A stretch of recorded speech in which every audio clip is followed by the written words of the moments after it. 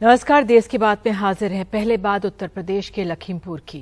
यहां अनुसूचित जाति की 2 बहनों के शव पेड़ से लटके मिले। एक की उम्र 17 साल थी, दूसरी की महज 13 साल। पुलिस का कहना है कि इन्हें बलात्कार और हत्या के बाद मारकर पेट पर लटका दिया गया। इस मामले में 6 लोगों को गिरफ्तार कर लिया गया है।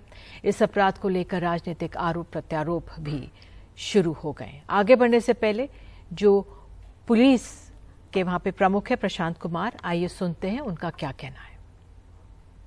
14 सितंबर के अपराह्न में ये सूचना निष्कासन थाना क्षेत्र पे ये प्राप्त हुई कि वहाँ 2 बहनों का शव लटका मिला है। वहाँ तत्काल पुलिस मौके पर पहुंची तथा जो मृतका हैं उनकी माता जी के कंप्लेन पर मुकदमा दायर किया गया। लखनऊ से भी वरिष्ठ अधिकारी वहां मौके पर भेजे गए। त्वरित गति से अन्वेषण करते हुए इस केस की सभी पहलुओं को देखा गया। सारे फॉरेंसिक एविडेंसेस वहां कलेक्ट किए गए तथा 24 घंटे के अंदर ही सारे अभियुक्त, जिसमें से एक व्यक्ति नामजद था तथा 5 अन्य अभियुक्त इसमें गिरफ्तार किए गए हैं। तो आपको बता दें, इस पूरे मामले में राजनीतिक दलों के प्रमुख नेताओं ने ट्वीट भी किया है। बहुजन समाज पार्टी के अध्यक्ष और उत्तर प्रदेश की पूर्व मुख्यमंत्री मायावती ने ट्वीट कर कहा है कि उत्तर प्रदेश में अपराधी बेखौफ हैं क्योंकि सरकार की प्राथमिकताएं गलत हैं। ये घटना उत्तर प्रदेश में कानून व्यवस्था और महिला सुरक्षा आदि के मामले में सरकार के दावे की जबरदस्त पोल खोलती है। हाथरस सहित ऐसे जघन्य अपराधों के मामलों में ज्यादातर लीपापोती होने से ही अपराधी बेखौफ हैं। यूपी सरकार अपनी नीति, कार्यप्रणाली और प्राथमिकताओं में आवश्यक सुधार करे। वहीं समाजवादी पार्टी के प्रमुख अखिलेश यादव ने ट्वीट कर कहा है कि निघासन थाना क्षेत्र में 2 दलित बहनों को अगवा करने के बाद उनकी हत्या और उसके बाद पुलिस पर पिता का ये आरोप बेहद गंभीर है कि बिना पंचनामा और सहमति के उनका पोस्टमार्टम किया गया। लखीमपुर में किसानों के बाद अब दलितों की हत्या हाथरस की बेटी हत्याकांड की जघन्य पुनरावृत्ति है। और भारत जोड़ो यात्रा पर निकले हुए कांग्रेस के नेता राहुल गांधी ने ट्वीट कर कहा है कि लखीमपुर में दिन दहाड़े 2 नाबालिग दलित बहनों के अपहरण के बाद उनकी हत्या बेहद विचलित करने वाली घटना है। बलात्कारियों को रिहा करवाने और उनका सम्मान करने वालों से महिला सुरक्षा की उम्मीद की नहीं जा सकती।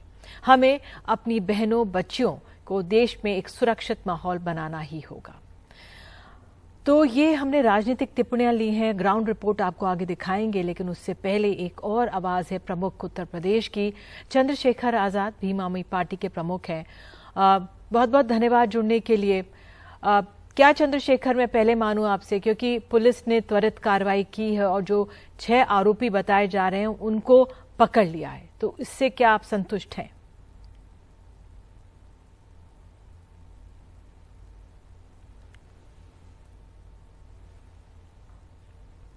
आपने म्यूट कर दिया है, अनम्यूट बटन दबाइए। चंद्रशेखर, हम आपको सुन नहीं पा रहे हैं। जी, मैं कह रहा हूं कि अगर कोई भी न्याय संगत, न्यायप्रिय कार्रवाई होती तो उससे मैं नहीं, पूरा प्रदेश जो है संतुष्ट होगा। सवाल ये है कि निघासन में जो हुआ है ये पहली घटना नहीं है। अगर आपको याद हो, 14 सितंबर 2020 को हाथरस की घटना हुई थी। अभी तक उस मामले में न्याय नहीं हुआ और यूपी में रोज हो रहा। तो कितनी बातों पे हम सरकार से कहते रहे। अब कल भी एक दबाव बना, गांव के लोग आक्रोशित हुए, तमाम विपक्ष दल के लोगों ने कहा, तब जाके हम कार्रवाई की बात कर रहे हैं, वरना ये तो रोज हो रहा है। अगर मेरे संज्ञान में पीलीभीत में जो हुआ, रेप का विरोध करने पे डीजल डाल के जला दिया गया। हापुड़ में एक छात्रा का जो है, स्कूल की बच्ची का रेप हुआ। आगरा में एक लेखपाल जो है, महिला लेखपाल, उसमें तेजाब से हमला हुआ, रेप जो है वो सफल नहीं होने पे। और गोरखपुर मुख्यमंत्री जिले में आप देखिए, जो भी उस पर रेलवे स्टेशन पे हुआ, तो रोज हो रहा है। तो अगर किसी घटना में कोई घटना, मतलब 2 बच्चों की हत्या, अपहरण और हत्या, तो इससे पूरा प्रदेश जो है और उसमें महिलाओं में, बच्चों में क्या मैसेज जा रहा है, सब लोग सहमे हुए हैं। तो अगर कोई सकारात्मक कार्रवाई होगी तो हम सब लोग उसका समर्थन करेंगे, धन्यवाद करेंगे पुलिस का। लेकिन जिस तरह कल पुलिस का रवैया था निधि जी, तो ऐसा लगा जैसे हाथरस दोहराया जा रहा हो। वहां के एसएसपी कह रहे थे कि बॉडी नहीं दूंगा, सर 20 की जगह 24 दिन बैठ जाओ, 48 दिन बैठ जाओ, बॉडी नहीं दूंगा। उन्हीं की बच्ची की लाशें क्यों नहीं दोगे? तो जो माहौल उत्तर प्रदेश में बना, रोज रेप हत्या हो रही है, तो मैंने कल लिखा कि ये दो नाबालिग दलित बच्चों की लाशें नहीं लटक रही, यूपी की कानून व्यवस्था लटक रही है। तो एक घटना में अगर न्याय मिलेगा, और न्याय तो अभी बहुत दूर है, न्याय बहुत दूर है, बच्चियां चली गई हैं, आरोपी जो हैं और अपराधी बेखौफ हैं, यूपी में लगातार ये कार्यक्रम चल रहा है और मुख्यमंत्री जी इस पे मौन है, ये बड़ा दुखद है। और मैं ये भी समझता हूँ ये कहने से कि हमने त्वरित कार्रवाई, आप नहीं बच सकते हैं, क्योंकि आपके सरकार आपके पास, सरकार आप चला रहे हैं, पुलिस आपकी है, पुलिस को अच्छी तनख्वाह मिल रही है, इतने कर्मचारी है, नई भर्तियां भी आप कर रहे हैं, फिर ये माहौल जो है अपराध के मुक्त माहौल क्यों नहीं बन पा रहा? इस पे मुख्यमंत्री जी को जवाब देना चाहिए। इसलिए मैंने उनसे कहा कि आपको इस्तीफा देना चाहिए अगर आप बहन बेटियों की रक्षा नहीं कर पा रहे उत्तर प्रदेश में, और आरोपी जो है इतने बड़े आरोप को अंजाम देके खुलेआम घूम रहे हैं, कोई डर नहीं है। मैं आपसे ये डर की बात है, ये मैं आपसे ये समझना चाहूंगी, क्योंकि जो एनसीआरबी का डेटा है वो भी अपनी स्क्रीन में दिखाएंगे, नेशनल क्राइम रिकॉर्ड ब्यूरो का, वो कह रहा है कि किस तरह से उत्तर प्रदेश में सबसे ज्यादा महिलाओं के खिलाफ अपराध हैं, अपहरण वहां पर हो रहे हैं। लेकिन अगर इस मामले को देखें तो पुलिस तत्परता से कार्रवाई करती हुई नजर आ रही है। क्या हम कहें कि पुलिस जाग रही है, या इस मामले पे ज्यादा प्रेशर बना, क्योंकि तमाम बड़े नेताओं ने आवाज उठाई, सब ने आवाज उठाई, तब जाकर जल्दी से कार्रवाई होती हुई नजर आई? निधि जी, पिछले एक महीने में 200 से ज्यादा रेप उत्तर प्रदेश में हुए। पुलिस इसलिए जाग रही है कि जो घटना ही इतनी विभत्स है, जो घटना इतनी दुखद है कि पूरे प्रदेश नहीं और देश के नेताओं में इस बात को लेकर एक जो है डर का माहौल, एक परेशानी का माहौल, महिलाओं की सुरक्षा को लेकर जो माहौल बना, उस दबाव का ये प्रमाण है। वरना मैंने आपको कुछ घटनाएं बताई कि वो खबर बनी एक दिन की अखबार की और दब गई है, और फिर दबाव इसलिए बनेगा ना, मैं तो समझता हूँ, इस बात का दुख भी है मुझे कि हम जाति और फिर देखो बीजेपी के तो लोगों को तो मैं ये कहूंगा कि बीजेपी की जो महिला नेता है हमारी, वो भी हमारी बहन है, लेकिन वो अब बोल रही है क्योंकि उन्होंने आरोपी की जाति देख ली है। अगर आरोपी की जाति कुछ और होती तो हाथरस में उनके मुंह से शब्द नहीं निकला।